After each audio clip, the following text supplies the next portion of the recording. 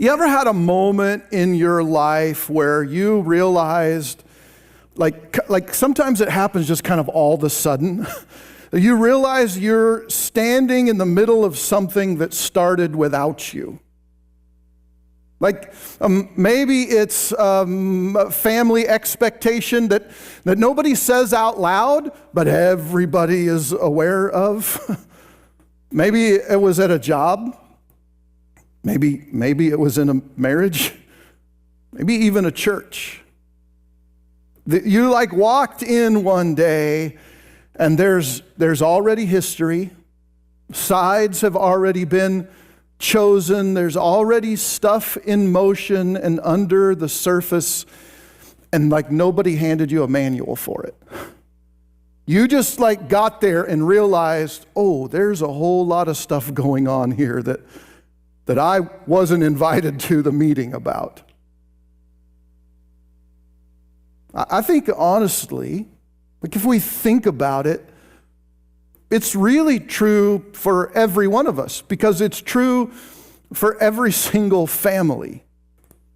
Decisions made before we had a chance to vote. You know, like favorites picked within a family without anybody actually admitting it. None of us as children born into whatever family, whatever situation we come into this world in, none of us opted into that. And unfortunately, the unsubscribe button is just not, is not easy. You just kind of arrive with the show already in progress. And we got to figure it out. We got to learn it. We got to figure the ropes. We got to figure out how to walk the path. And that's where we're going to pick up the story today. Because actually it's where the story of our next character in our Fathers of the Faith series, it's where his story picks up before the guy is ever even born. Abraham was a man. He had a wife. He had a family. He had plans and purposes and things going on when God called him, and he accepted the promise by taking that journey, by leaving his home and moving to the promised land.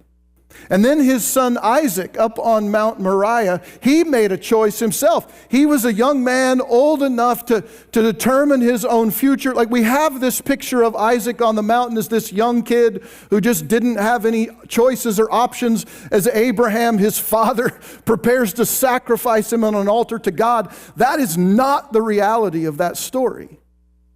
Isaac was basically adult in that culture.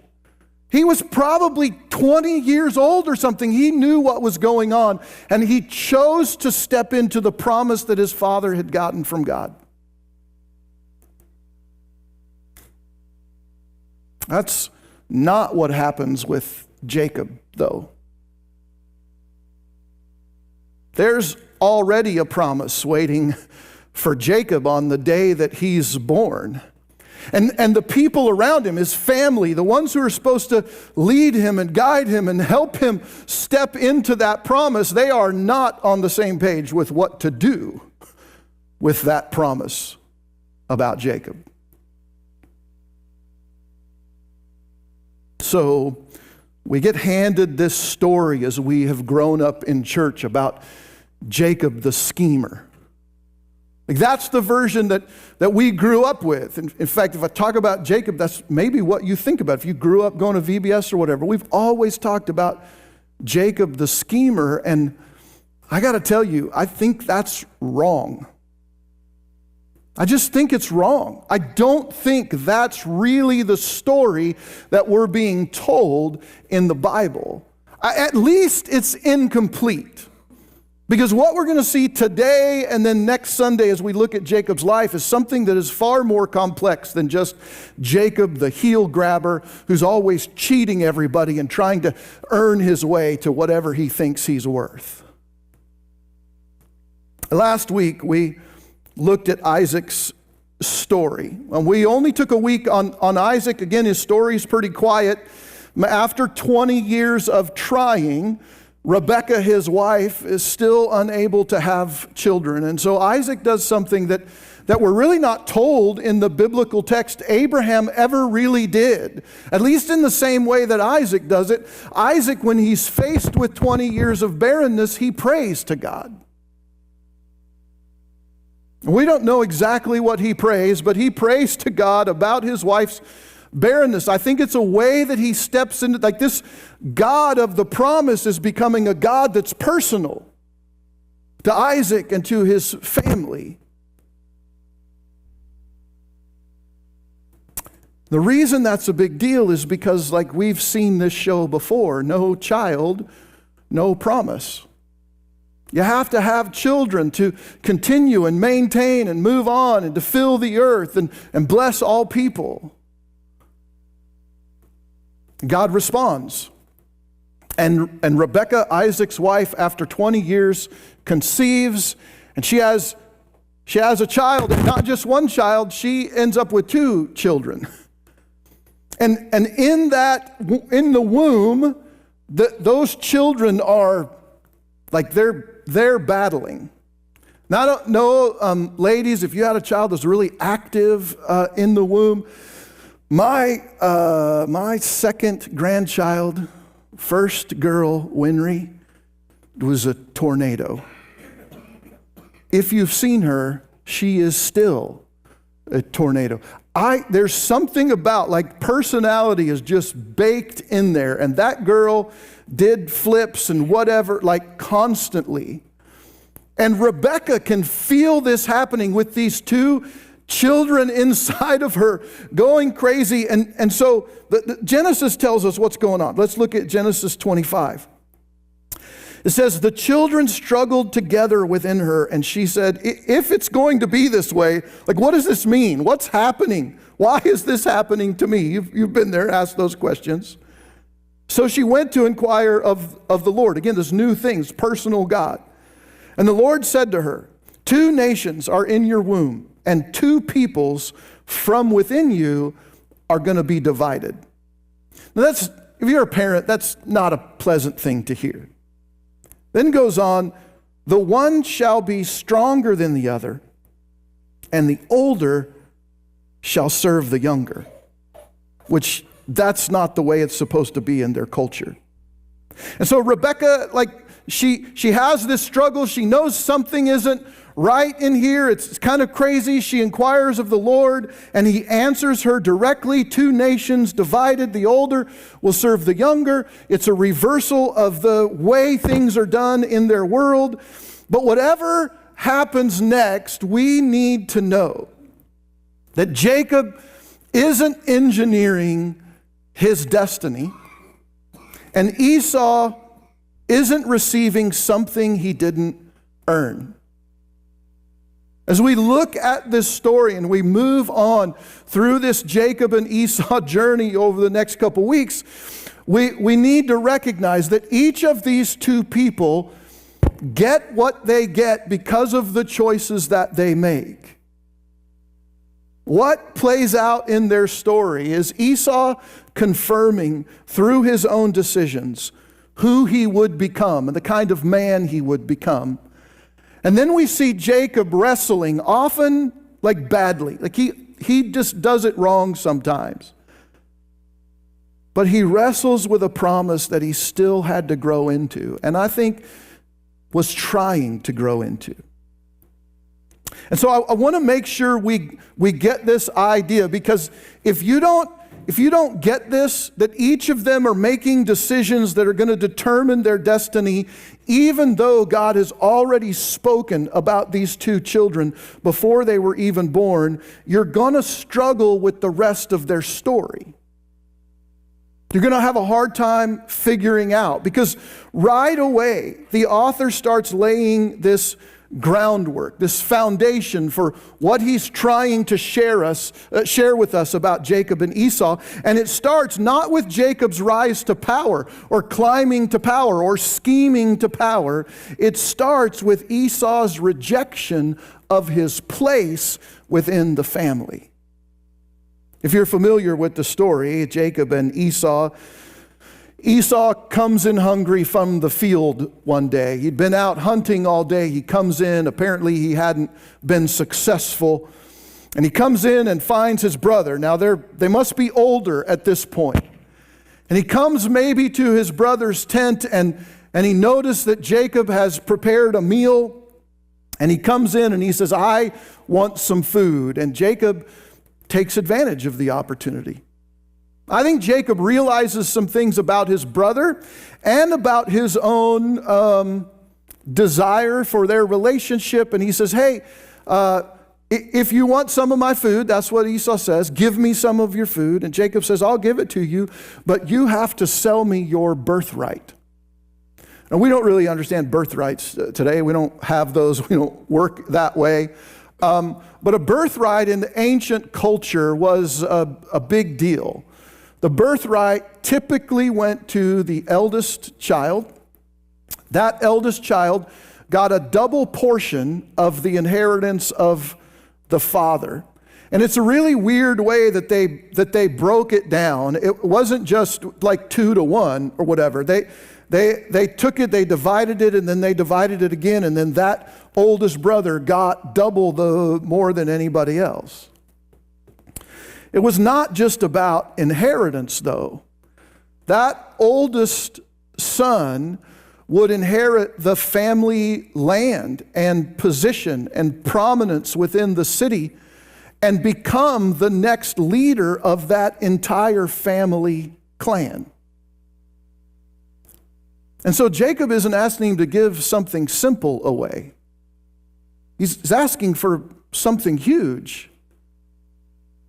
And the fact that Esau doesn't balk at that. Esau's just like, okay, I'm hungry, I'll give it to you, tells us something about Esau.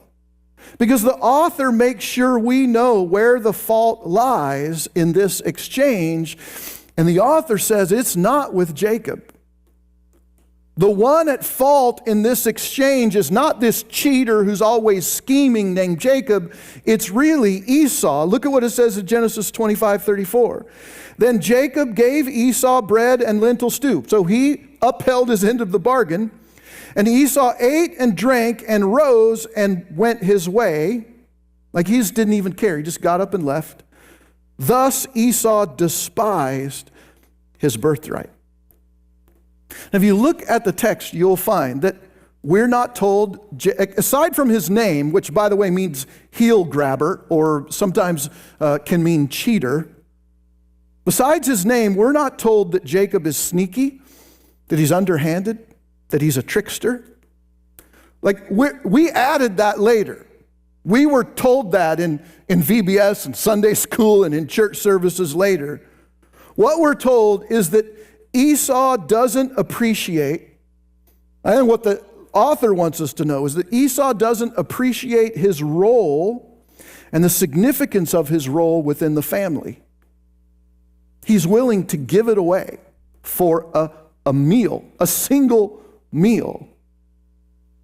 But Jacob has a desire to lead this family, to be the one that takes care of everybody else. Like Esau is just chasing his next desire, whether that's a full belly or something else, as we'll see later. If there's a black sheep in the story of Isaac's family, it isn't Jacob, it's Esau. Esau is chasing his passions. Jacob, however poorly, is chasing the promise. But remember a few weeks ago, though, I said that there's a difference between the promise and the promiser, the one who made the promise. And we find Abraham kind of struggling through that, and Isaac kind of struggling through that. There's a promise, but we have to understand that in order to fully get everything in that promise, we have to have a relationship with the one who made the promise. We have to trust the one who made the promise. Jacob is scheming for something. If he's scheming for anything, it's the promise that the family had for power and inheritance and land and leadership. I think Jacob desires that place of prominence within the family and the community. But I don't think he's chasing the one who made the promise yet. So the story continues. But we're going to shift back for just a moment to Isaac and Rebekah, because after the boys grow up, we're told in the text that Esau is a skillful hunter. He's a man of the field that's rugged, right? But Jacob is quiet. The text says that he dwelt in tents. Now, I'm not sure exactly what that means. I think it means that he was nomadic, that maybe he tended flocks and herds, but he wasn't out conquering. Today, we'd probably call Esau rugged, and we'd maybe call Jacob, mama's boy or something. But the author then tells us that Isaac loved his firstborn son, Esau, not because he was a great man, not because he was just a skillful hunter, but because he liked the game that Esau brought back and prepared for him. We're also told that Rebekah loved Jacob. And if you're a mom, maybe she loved her son Jacob, the second-born, because he seems like a homebody. And she enjoyed spending time with him and having him around. Or maybe because she had this word from God about who he would become. Either way, what we find is Isaac and Rebekah both serving self. Two parents, two favorites, secrecy, favoritism, revelation from God to Rebekah about her children that the text never says she shared with anybody else in the family. That's just crazy to me. Rebekah has these two children battling in her womb, and she goes and asks God about it, and he tells her what's going on, and she keeps it quiet. She never reveals it to anybody. Which is even more crazy to me because Rebekah's not even originally part of the family of promise. Abraham got Rebekah as a wife for his son Isaac from his brother's family in Haran. She doesn't even know really who God is at that point. And Eliezer, Abraham's servant, brings her back and presents her to Isaac and their husband and wife. Everything Rebekah knows about God, presumably she's heard from her husband Isaac.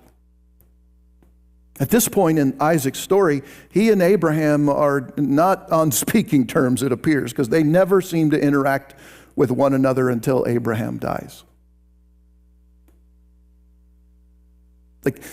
This is not what healthy family units are made of. And yet we see it everywhere in their family. This is an unspoken civil war around the dinner table every night. And some of you have lived that. You grew up in that environment, and some of you maybe are still in that environment. When we come to Genesis chapter 27 in the story, Rebekah is holding on to this word from God that she got before her children were born, and she doesn't fully understand it, but she hasn't shared it with anyone. And instead of trusting God to bring that promise about, she tries to engineer it herself. Does that sound familiar? If you've been with us through this series, like we just see this kind of over and over again. She tries to engineer it herself, and she wants to use Jacob, her son, as her instrument. So if you read the rest of the story, I encourage you at some point to go read Genesis like 25, 26, 27, 28. We'll cover all of this stuff for the message. But Rebekah overhears Isaac, her husband's plans to give Esau the blessing. Isaac is now old. He's not sure when he's going to die. And he calls Esau and he says, hey, I'm ready to give you the blessing. Go out, get me game, prepare it for me the way I like, and bring it into me, and I'll give you the blessing. Rebekah believes that God has promised that blessing, that birthright, to her son Jacob. Remember, all Rebekah has is this promise from God that says the younger's going to be stronger than the older, and the older's going to serve the younger. That's all she knows. And so she thinks, well, this is how that's going to happen. This is what happens. The man of the house, Isaac, he's the leader of this whole clan. He's going to bless Esau, and he's going to get everything, and Jacob's going to get nothing. How can the promise be fulfilled? So she's got to fix it. She's going to make sure that Jacob gets what she thinks is his. That only her plan, it's not perfect, and it very quickly falls apart. Jacob goes in, he pretends to be Esau, he gives him some food, he ends up cheating his father out of this blessing and birthright and all of this stuff. And I want you to know, I think there's a lot of layers of things going on here, but it's not an excuse for Jacob and what happened. It's not like he's perfect. He says the words to his dad, I am Esau. And even in that exchange, he invokes God's name to help him sell the lie. He says, well, the Lord your God helped me get this game so quickly that I could provide it to you. Jacob is recruited into this scheme that his mother concocts, but he's also responsible. He plays his part. And what do they get for this underhanded trick? Well, Rebekah never sees the son she loves again. After this all comes out, that Jacob had tricked his father Isaac into getting the blessing, Esau is angry with him, and Rebekah goes to Jacob and she says, hey, Esau wants to kill you. You need to flee. So she takes him to Isaac. I think he gets all the inheritance that he was supposed to get, and they send him off to Haran, to Rebekah's family and Abraham's family there. When he gets there, Jacob is trapped there for 20 years before he's able to return back to the land of promise and his family. And I don't think, according to the text, he ever sees his mom again. Like everyone in this story kept trying to fix what only God could finish. Have you been there? Trying to get by on our own and fight for what we think we're owed by God or somebody else. They kept trying to fix it, and because they kept trying to fix it for God, Jacob loses everything. He loses his home, he loses his mother. His relationship with his father is never going to be the same, and now he's got a brother at home who wants him dead. By the time he reaches his uncle Laban's house in Haran, the text says that he is destined. He shows up at his uncle's doorstep with only the clothes on his back. Whatever he left home with, he lost on the way. Rabbinic tradition says he shows up destitute. So try to get this picture in your head. Jacob is headed from the home that he loved and the promise that he was supposed to get. He's now headed outside of the promised land. He's an outsider to his family of promise. And as far as he can tell, he's outside the care of the God who made that promise. He's got no one. Everything Rebekah thought she was gaining for her son is gone, and everything Jacob thought he wanted, he's wasted.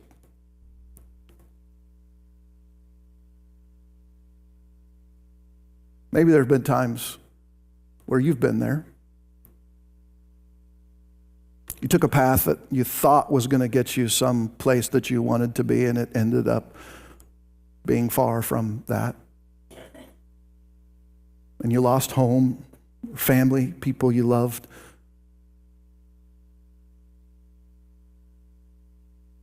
When Jacob gets to this point where he thinks he's lost it all, he has this experience that helps him at least begin to learn that he hasn't really lost at all. I want to read this part of the story to you, and it's a lot, so just hang with me while we go through it. It'll be up on the screen. So Jacob left Beersheba, where his family, Isaac, Rebekah, Esau, were, and he went toward Haran. And he came to a certain place, and he stayed there that night because the sun had set. So it's like this wasn't his plan. He's just making the journey. And it gets late, and so he stops. And he takes one of the stones of the place, and he put it under his head and laid down in that place to sleep. Like he doesn't even have a mat to fold up, an extra pair of clothes to fold up and put underneath his head. He has to use a rock. But there on that rock that night he dreamed, and there was a ladder. And a ladder set up on the earth, and the top of it reached to heaven. And the angels of God were ascending and descending on it. And the Lord stood above it and said to Isaac, to Jacob, I am the Lord, the God of Abraham, your father, and the God of Isaac. The land on which you lie, I will give to you and to your offspring. Your offspring shall be like the dust of the earth. And you shall spread abroad to the west and to the east and to the north and to the south. And in you and your offspring shall all the families of the earth be blessed. Does it sound familiar at all? Behold, I am with you. I will keep you wherever you go. And I will bring you back to this land. For I will not leave you until I have done what I have promised you. And then Jacob awoke from his sleep and said, surely the Lord is in this place, and I did not know it. He was afraid. He was like filled with awe. And he said, how awesome is this place? This is none other than the house of God, and this is the gate of heaven. And so early in the morning, Jacob took the stone that had been under his head, and he set it up for a pillar, and he poured oil on the top of it. And he called the name of that place Bethel. But the name of the city was Luz at first, and then Jacob made a vow, saying, if God will be with me and will keep me in this way that I go, and will give me bread to eat and clothing to wear, so that I come again to my father's house in peace, then the Lord shall be my God. And this stone which I have set up for a pillar shall be God's house, and of all that you give me, I will give a full tenth to you. Here's one of the things that's really interesting about that. Do you know geographically where this was? It was on the hill that later becomes the temple of God in Jerusalem. Jacob, with nothing, is laying on the plot of land that eventually God will place his name.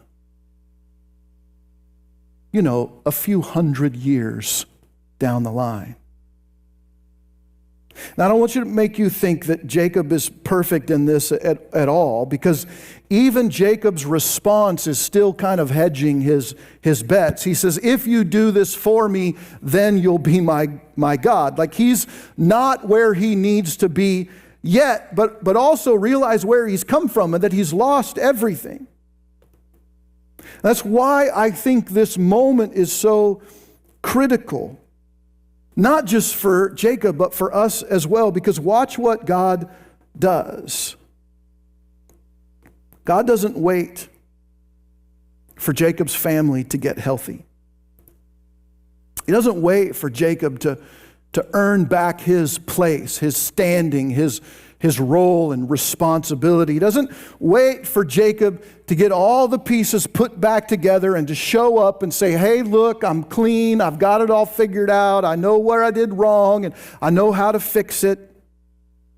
God meets this fugitive, literally a fugitive from his family, alone in the wilderness with nothing, sleeping with his head on a rock.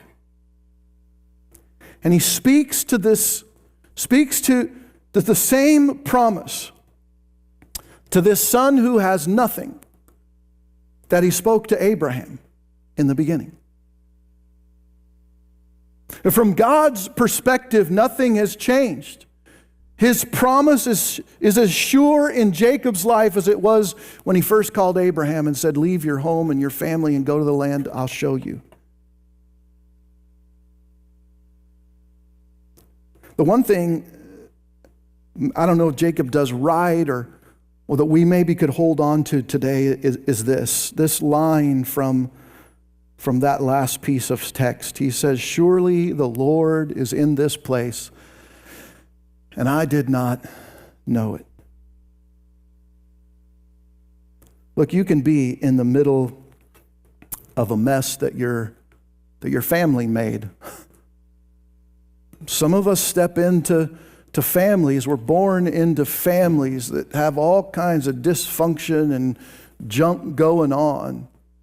Like, even the best of families, they got their stuff, right?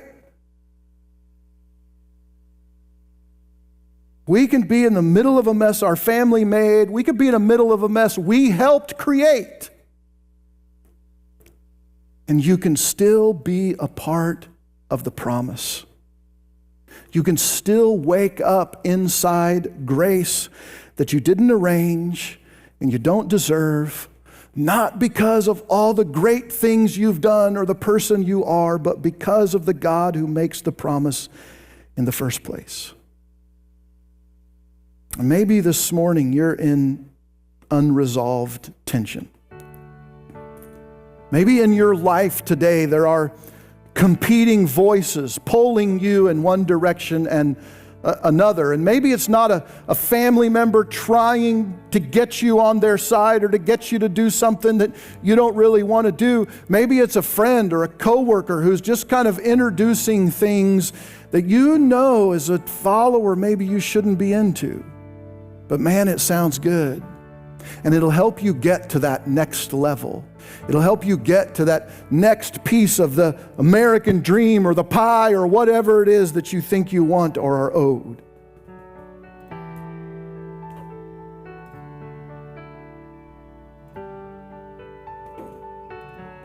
Maybe there's a promise you can't see a way to hold on to, because you're in the middle of a mess that you made or got swept into, and it's all you can see. Bethel reminds us that God doesn't need to wait for our mess to get cleaned up first. And He doesn't just leave it to us to do it.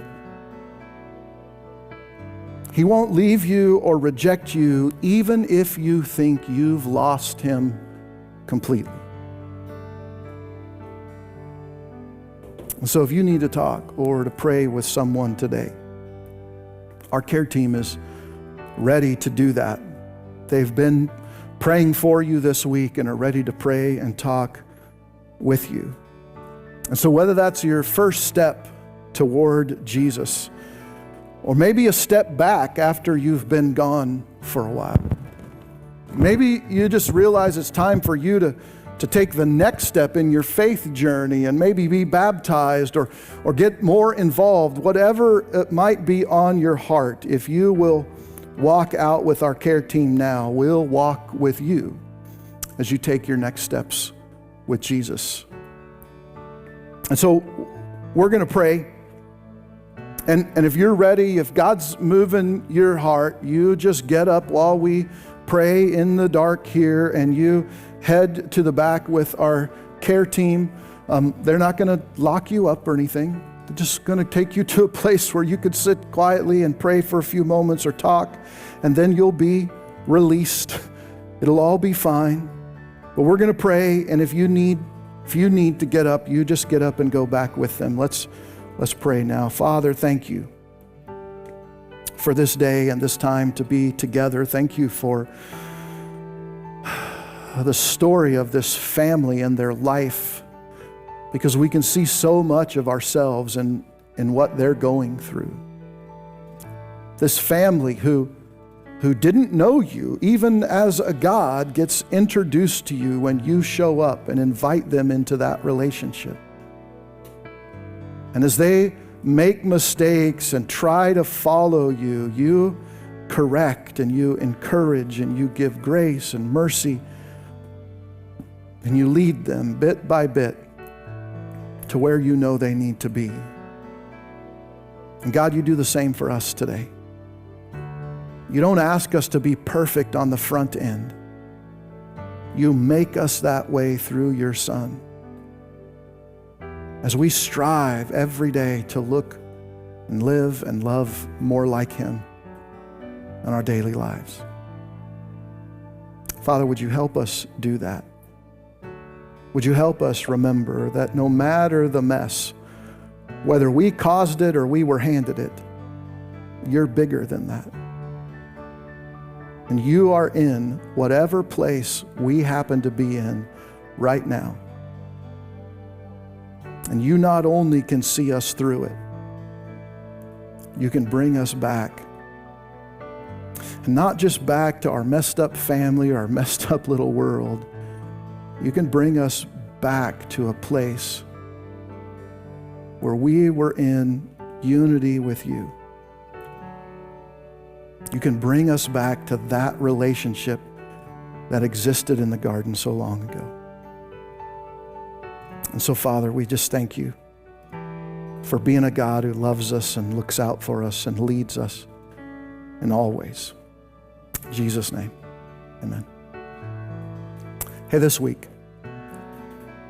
pay attention to the places where you might be trying to manage an outcome that isn't yours to manage. Where you might be making promises to yourself or to others that you don't have the power to keep. Jacob's experience at Bethel reminds us that we don't have to have it all figured out. What we need to do is notice that wherever we're at, God is already there. He's already working. Even when we feel alone, even when we feel unprepared for whatever situation we're in, and most importantly, even when we feel unworthy of His love or care or attention. He's there, and He has a plan and purpose. Now, this experience that Jacob has at Bethel doesn't mean that he has everything figured out. Well, what we're going to see next Sunday as we look again at his life is how God uses this situation that Jacob has gotten himself into to shape the kind of man and follower of God that he will become. And so I hope you will join me again next Sunday. Hopefully we'll all be 100%. So I love you. Thank you for your time and attention, and I'll see you next week.